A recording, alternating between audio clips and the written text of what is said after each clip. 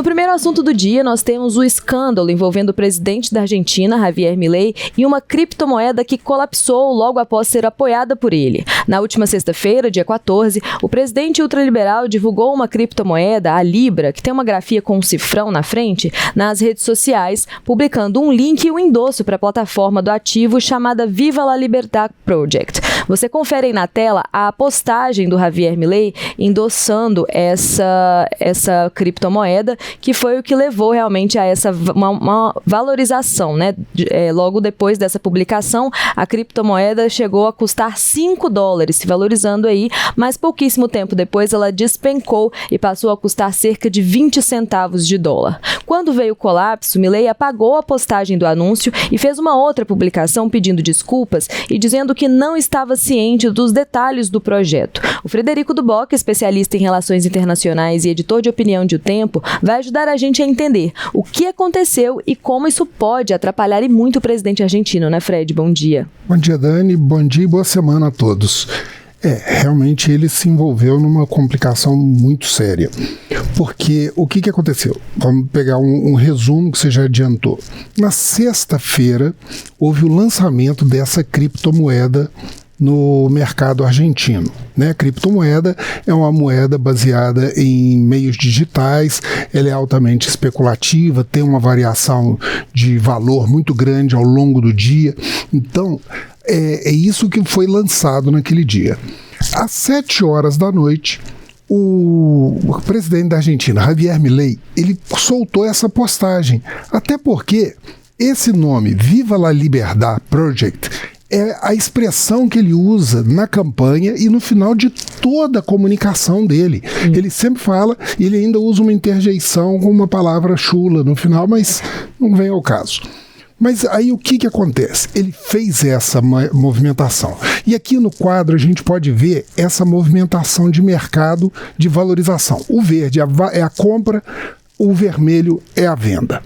Então, por volta das 19 horas, teve o pronunciamento. Então você vê que há um crescimento da valorização. Ele vai saindo desse patamar de $1, ele vai bater quase em 5. Foi 4,79, $4,79, alguma coisa assim.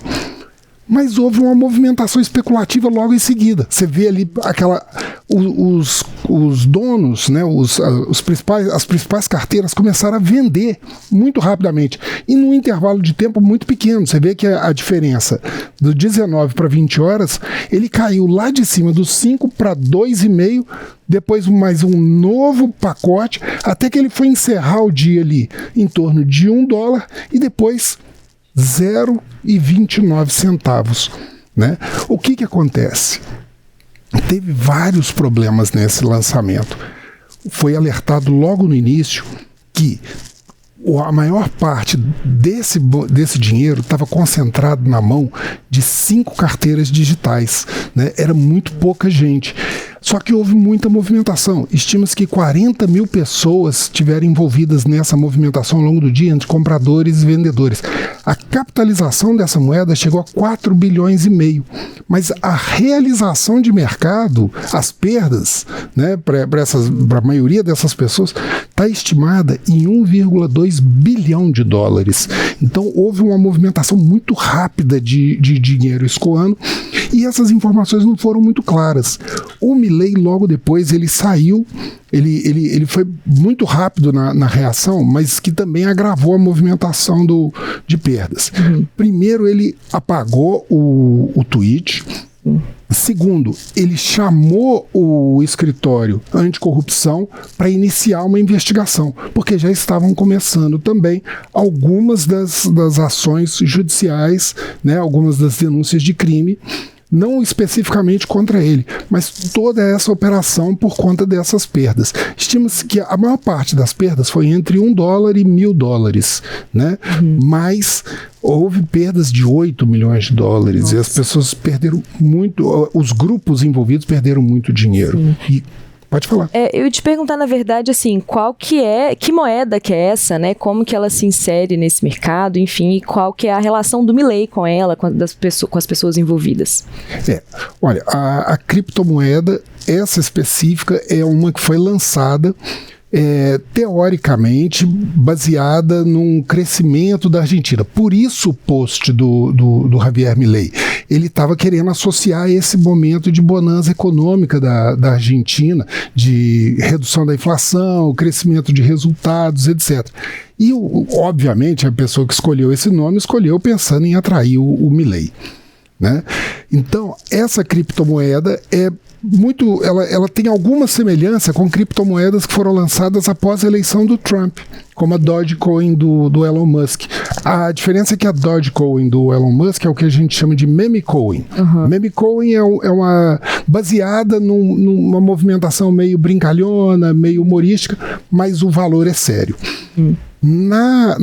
Da Argentina, na Libra, né, ela tem a ver com realmente uma proposta de crescimento econômico, pelo menos foi vendida assim, e não é uma meme coin. Agora, ela não foi apresentada desse jeito. Como uma brincadeira com o Milei, né? Por isso muita gente investiu sério nisso. E a valorização foi muito rápida. Foi tanto a valorização foi muito rápida quanto a desvalorização.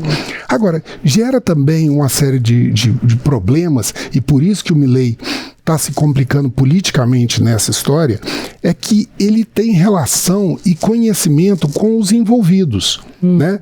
Um dos envolvidos, que é um asiático de Singapura, chamado Julian Pei, ele é da Keep Protocol, uma das empresas responsáveis pela criação e lançamento dessa moeda, né? Ele teve um contato com o Milei em outubro do ano passado, no Tech Forum da Argentina, em que começaram a haver algumas relações, uma expectativa do Milei de que já era um defensor dessas criptomoedas, dos sistemas de blockchain, de tecnologia. Ele queria investir mais e isso ter uma maior participação no mercado e na economia argentina.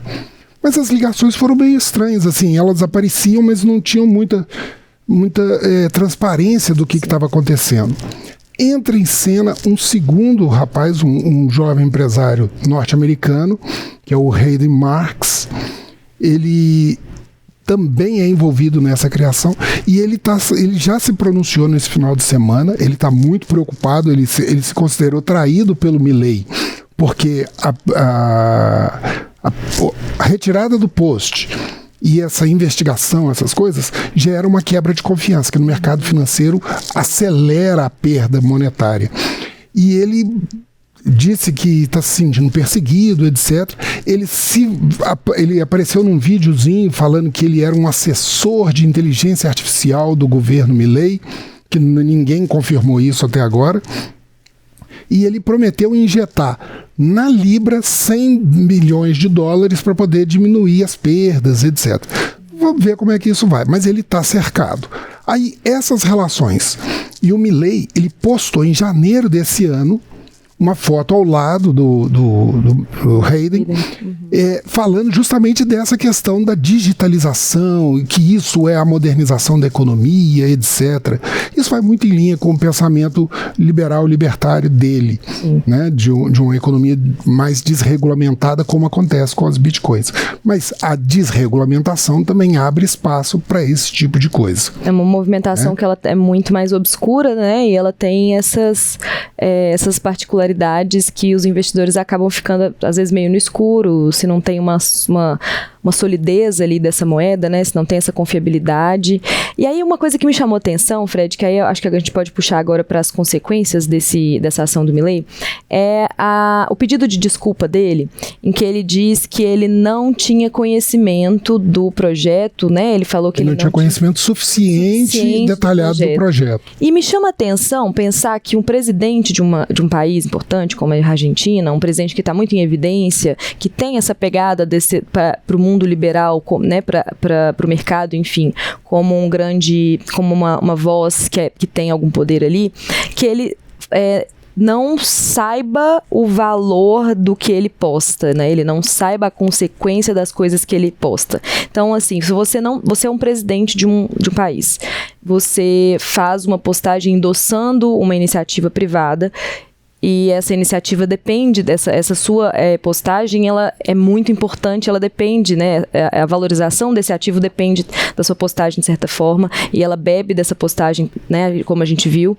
E me chama atenção essa falta de conhecimento, no sentido de não, eu não tenho conhecimento suficiente, mas eu vou endossar porque eu acho que é bom.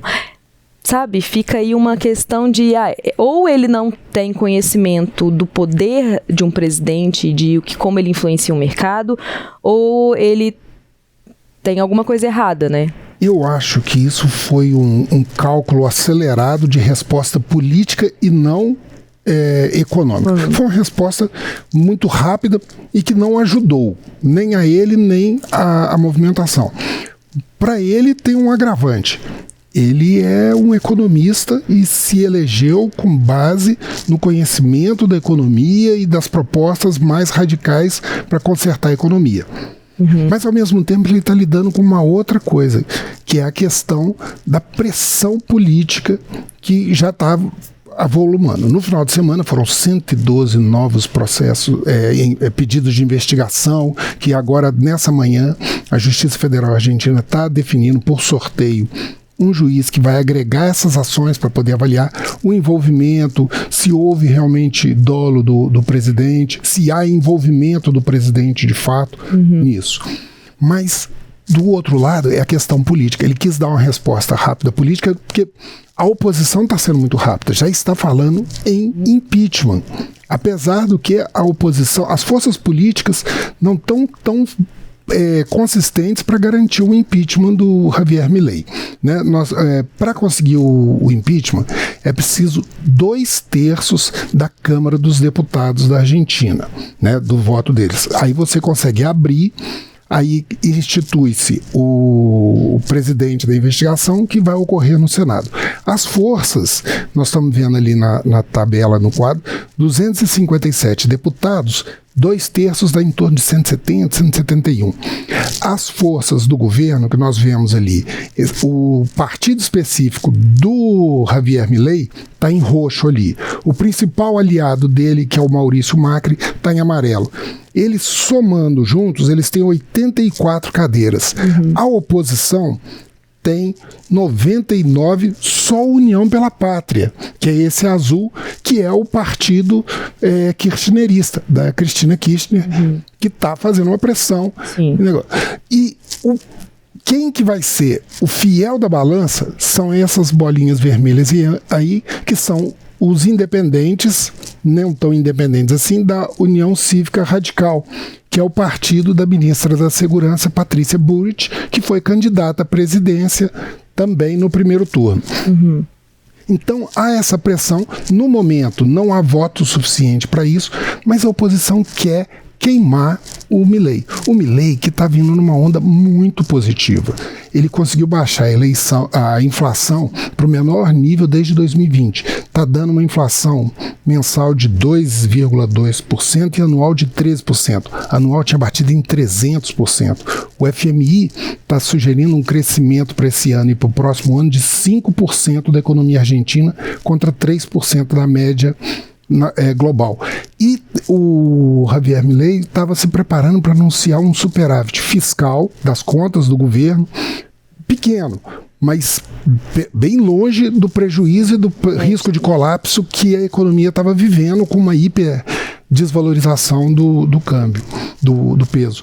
Então, ele estava navegando numa onda muito forte, estava num crescimento, e agora a oposição viu uma brecha para poder atacá-lo. Então, isso pode justificar essa resposta inicial, que não foi a mais adequada, mas foi rápida.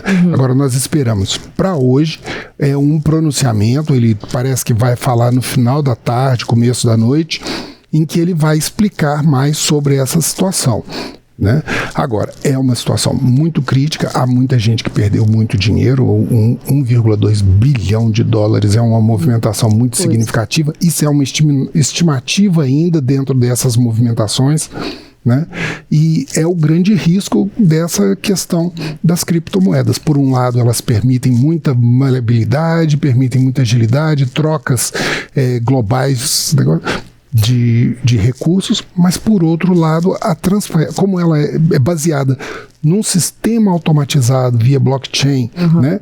Ela tem lastro, né? Ela não é muito transparente o processo.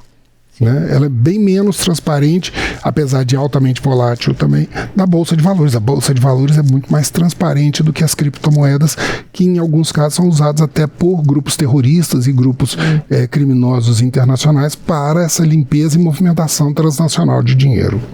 Então a gente acompanha, né, entre hoje e amanhã, assim, essas movimentações na Argentina, esse pronunciamento, como que vai continuar essa movimentação da oposição, se a justiça argentina vai trazer, né, alguma resposta aí mais imediata.